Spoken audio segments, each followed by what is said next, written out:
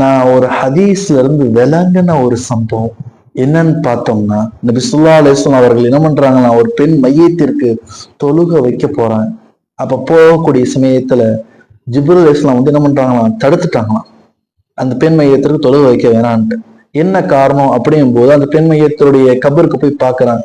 பார்த்தா கபர்ல விஷ ஜந்துகளும் பாம்புகளும் இருக்கின்றது.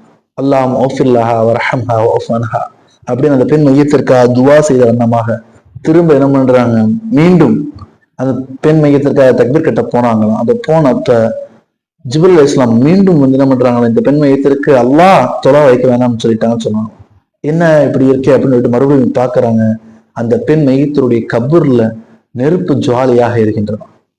அல்லாஹ் மௌஃபில்லா வரஹம்ஹா வஃபன்ஹான்னு சொல்லிட்டு கண்ணீர் வடிக்காத குறையாக மறுபடியும் போய் தக்பீர் கட்ட போகக்கூடிய சமயத்துல மூன்றாவது முறையாகவும் என்ன பண்றாங்களாம், ஜிப்ரீல் அலைஹிஸ்ஸலாம் வந்து இந்த பெண் மையத்திற்கு அல்லாஹ் தொலை வைக்க வேண்டாம் என்று சொன்னார்களாம்.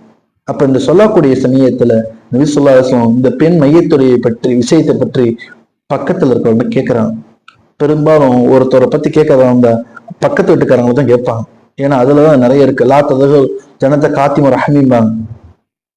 அதாவது ஒரு மனிதர் பொறுத்தவரை பக்கத்து வீட்டுக்களை உள்ளவங்களை கேட்கக்கூடிய சமயத்துல அந்த பெண்ணை பத்தி சொல்றாங்க. இந்த பெண்ணா ரொம்ப சிறுவியான பெண், 5 வக்து தொழுதுருவா, நோன்பு வைப்பா, ஜக்காத் கொடுத்துருவா, எல்லாம் அவ்வளவு சிறுவியான பெண், ஒருபோதும் என்ன பண்ண மாட்டான், யாரையும் காயப்படுத்துற மாதிரி கூட பேச மாட்டான், அப்படி சொல்றாங்க. அப்ப எல்லாரும் இப்படியே சொல்லிக்கிட்டு இருக்கக்கூடிய சமயத்துல இவங்க கல்யாணம் முடிஞ்சான், திருமணமானதான். அப்ப திருமணத்தை பத்தி கேட்கக்கூடிய அவங்க கணவர் இருக்கவங்க கணவரை கூப்பிட்டு கேட்கிறாங்க. அப்ப சுற்றத்தார் கூறிய அனைத்தும் உண்மைதான். உங்களுக்கு மனசுல ஏதாவது கசப்பா ஏதாவது இருக்கா அப்படின்னு மாதிரி ஏதாவது கேட்கறாங்க. இல்ல, என் மனைவி ரொம்ப நல்லதுதான். சரி, உங்க மனசுல ஏதாவது சின்னதா ஏதாவது இருந்தா கூட சொல்லுங்க அப்படின்னு கேட்கும்போதுதான், நான் வேலையை பார்த்து விட்டு வீட்டுக்கு களைப்பா வருவேன், எனக்கு தண்ணின்னு கேட்பேன். என்னை பார்த்தா தெரில, நான் குரான்லாம் ஓதிக்கிட்டு இருக்கேன், போய் தண்ணியில மெத்தி குடி. நான் பசியில சாப்பாடு அப்படின்னு கேட்கறதா என்ன கேட்கக்கூடிய சமயத்துல அவங்க, நானே நோன்பு வச்சிருக்கேன், என்கிட்ட வந்து கேட்கலாமா, நீயே போட்டு சாப்பிட்டுக்கோ. இந்த மாதிரி சின்ன சின்ன விஷயத்துல எனக்கு சின்ன ஒரு கசப்புகள் இருந்தது அப்படிங்கிற சொல்லக்கூடிய சமயத்துல நபி ஸல்லல்லாஹு அலைஹி வஸல்லம் அவங்க என்ன பண்றாங்க, ரொம்ப அழகா ஒரு வார்த்தையை சொல்றாங்க.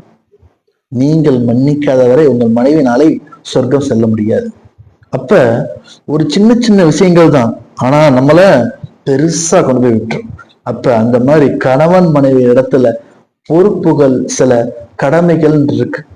நீங்க நினைக்கிற மாதிரிலாம் இல்ல. ஒரு தாய்க்கு அடுத்த ஒரு பையனுக்கு ஒரு தாய்க்கு அடுத்ததாரையாக வர்றதுதான் தாரம், அவங்கதான் எல்லாமா. அப்ப நீங்க தான் எல்லாமே அது பார்த்துக்கணும். அதை உணர்ந்து கொள்ள வேண்டியதுக்கு தான் இந்த சம்பவம்.